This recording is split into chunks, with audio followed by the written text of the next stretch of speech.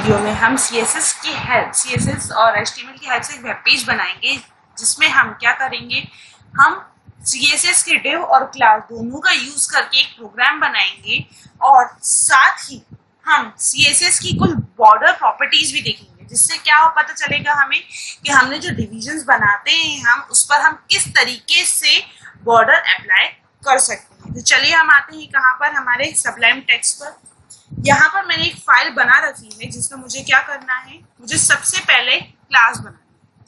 यहाँ पे मैंने बनाया है div class is equals to main, नाम दे दिया मैंने मेन, और इस div को कर दिया मैंने क्लोज, इस तरीके से। अब ये जो मैंने मेन नाम का div बनाया है, इस div पर मैं कुछ CSS अप्लाई करूँगी। CSS अप्लाई करने के लिए क्लास है ये, तो क्लास को किस तरीके से डिनोट किया जाता है, डॉट से, डॉट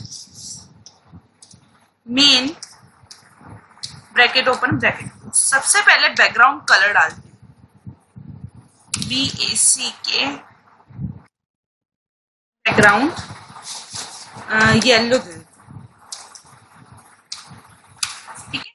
इसके बाद मैंने दिया विड्थ, मतलब ये कितने एरिया में आए, मैंने कहा 700 पिक्सल, और साथ ही मैंने हाइट दे दी 700 पिक्सल की, जिससे कि ये स्क्वायर में बन जाएगा। अब मैं इसको करती हूँ फाइल में जाकर सेव। सेव करने के बाद इसे मुझे रन करना होगा CSS नाम के फोल्डर के अंदर, न्यू फाइल से ओपन करते हैं। तो ये आप देख पा रहे हैं 700 पिक्सल का एक स्क्वायर बन गया है। इस स्क्वायर में के अंदर अब मैं एक और स्क्वायर बना, जिस पर मैं कुछ और अलग कलर अप्लाई करूंगी, बट वो जो स्क्वायर होगा वो इसी स्क्वायर के अंदर होगा। आपको ये बताना है कि उस पर कलर येलो शो होगा या फिर जो मैं कलर दूसरा डालूंगी वो। तो हम आते हैं कहाँ पे, अगेन अपने सबलाइम पर। सबलाइम पर आने के बाद मैं इस क्लास के अंदर आती हूँ, इस क्लास के अंदर। क्लास के अंदर आने के बाद एक div और बनाते हैं, div ID is equals to, मैंने दिया ओल्ड इन्वर्टेड कॉमा OLD, और ये इन्वर्टेड कॉमा क्लोज, और ये कर दिया मैंने div क्लोज। अब मैंने जो दूसरा div बनाया है वो ID है, मतलब कि ओल्ड नाम की एक मैंने ID बनाई है जिस पर मुझे CSS अप्लाई करनी है। तो यहाँ पर मुझे हैशटैग देना होगा, बिकॉज ये ID का जो डिनोटेड साइन होता है वो क्या होता है, हैश। तो हैश दिया और हमने कर दिया ओल्ड। ओल्ड पर हमें क्या अप्लाई करना है, सबसे पहले बैकग्राउंड रेड। तो अब मुझे आप ये बताइए कि जो मैंने एक मेन div बनाया है उसके अंदर मेरा ये वाला div है, इस div पर रेड कलर दिखेगा या नहीं। इसकी मैं विड्थ दे देती हूँ 500 पिक्सल और हाइट दे देती हूँ 500 पिक्सल, कुछ इस तरीके से। फाइल में जाकर करते हैं सेव, और यहाँ पर आकर करते हैं रिफ्रेश। रिफ्रेश करते टाइम आपको क्या देखना है, क्या ध्यान देना है कि क्या उस पर कलर आ रहा है या नहीं। ऑफ कोर्स आएगा कलर। क्यों? क्योंकि मैंने अभी आपको जब मैंने डिव क्लास बनाना बताया था, उसमें मैंने बताया था एक क्लास होती है, क्लास के अंदर जिस तरीके से बहुत सारे स्टूडेंट्स होते हैं, एक टीचर सभी स्टूडेंट्स को एक टाइम पे पढ़ा पाता है, सभी स्टूडेंट्स के दिमाग में वही चीज जाती है। तो कुछ उसी तरीके से जो हमने क्लास बनाई है, क्लास के अंदर हमने जो भी ID डाली है, तो उस पर वो पुरानी स्टाइलिंग तो अप्लाई है ही, बट हमने जो नई स्टाइलिंग अप्लाई करी है वो स्टाइल भी आपको शो होगी। ऐसा नहीं है कि इस पे येलो कलर अप्लाइड नहीं है, येलो कलर इस पे अप्लाइड है, बट वो अभी दिख नहीं रहा है क्योंकि हमने उस पर एक नई स्टाइल ऑलरेडी डाल दी। इसके बाद मैं इस ही रेड वाले के अंदर एक और div बनाती हूँ। ये हम आ गए ओल्ड के अंदर, और यहाँ पे एक और div बनाया हमने, ID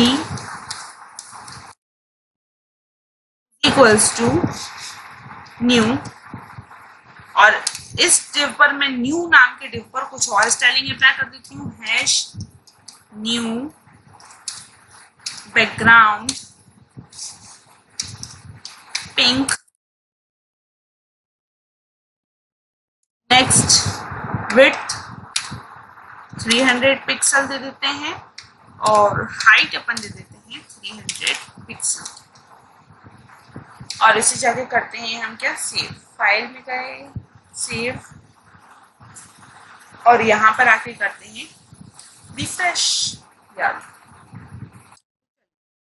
इसके बाद मैं आपको इसी में बता देती हूँ बॉर्डर। बॉर्डर की भी प्रॉपर्टीज होती हैं, आप चाहें तो बॉर्डर भी अप्लाई कर सकते हैं। तो सबसे पहले मैंने डाला बॉर्डर कलर। कलर मैंने डाल दिया ग्रीन, इस तरीके से। इसके बाद मैं स्टाइल भी बता सकती हूँ कि किस तरीके की बॉर्डर आए उसमें। बॉर्डर स्टाइल, स्टाइल होनी चाहिए डॉटेड। मैं करती हूँ उस फाइल में जाके सेव, और यहाँ पर आके करते हैं रिफ्रेश।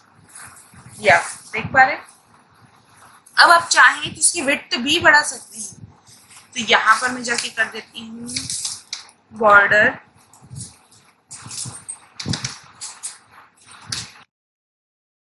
Width 5px। अब हमें क्या करना होगा, इसे सेव, फाइल में गए, सेव, और यहाँ पर आके कर देते हैं रिफ्रेश। थोड़ी चौड़ी हो गई। अब इसके बाद यही कुछ स्टाइलिंग हम सभी डिव पर अप्लाई कर देते हैं, बॉर्डर कलर, स्टाइल और विड्थ।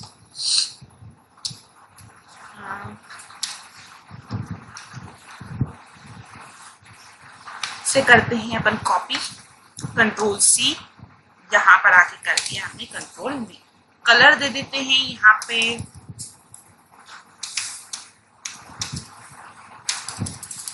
कलर हम दे देते हैं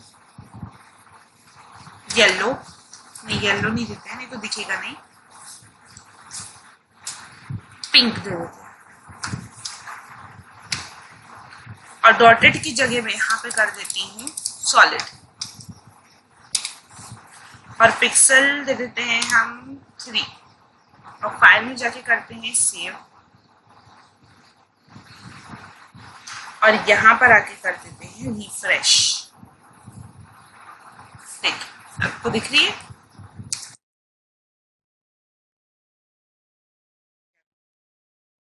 अब इसके बाद लास्ट एक और बॉर्डर की प्रॉपर्टी होती है बॉर्डर रेडियस, जो कि मैं इस पर अप्लाई करूँ। यहाँ पर आते हैं कॉपी, यहाँ पे नीचे लाकर हम कर देते हैं पेस्ट। कलर हम दे देते हैं यहाँ पे ब्लैक।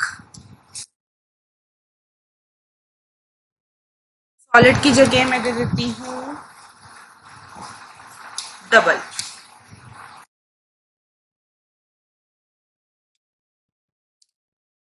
मैंने डबल दे दिया। इसके बाद विड्थ में दे देती हूँ, और साथ में मैं यहाँ पे बॉर्डर रेडियस भी दे देती हूँ। कर देते हैं सेव, फाइल में गए, सेव, और यहाँ पर आकर कर देते हैं रिफ्रेश। दिख रहा है। अब आप सोच रहे होंगे रेडियस हमने अप्लाई तो करी है, बट वो कुछ समझ में नहीं आ रही। तो मैं थोड़ा सा इसका रेशो बढ़ा के आपको बता देती हूँ कि क्या होता है रेडियस में। रेडियस में दे देती हूँ 9, तो अब आपको क्लियर हो जाएगा कि रेडियस से हुआ क्या। सेव, और अगेन आते हैं यहाँ पर आके करते हैं रिफ्रेश। इसके जो कॉर्नर्स हैं वो थोड़े से राउंड हो गए, इसके कॉर्नर्स नॉर्मल है, इसके भी नॉर्मल है, और इसके थोड़े से राउंड। तो ये होता है रेडियस। जब आपको एक सर्कल बनाना हो, तो सर्कल जब आप बना रहे हो, सर्कल बनाने के लिए आप क्या कर सकते हो, बॉर्डर रेडियस का यूज कर सकते हो। अब मैं यहाँ पर इसका जो पिक्सल में ना देगा परसेंटेज में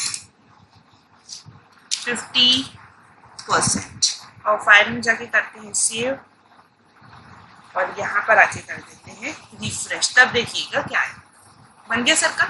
तो ये कहलाता है डिव और क्लास दोनों के एक ही साथ दोनों पर काम करना, और साथ में कुछ बॉर्डर की प्रॉपर्टीज।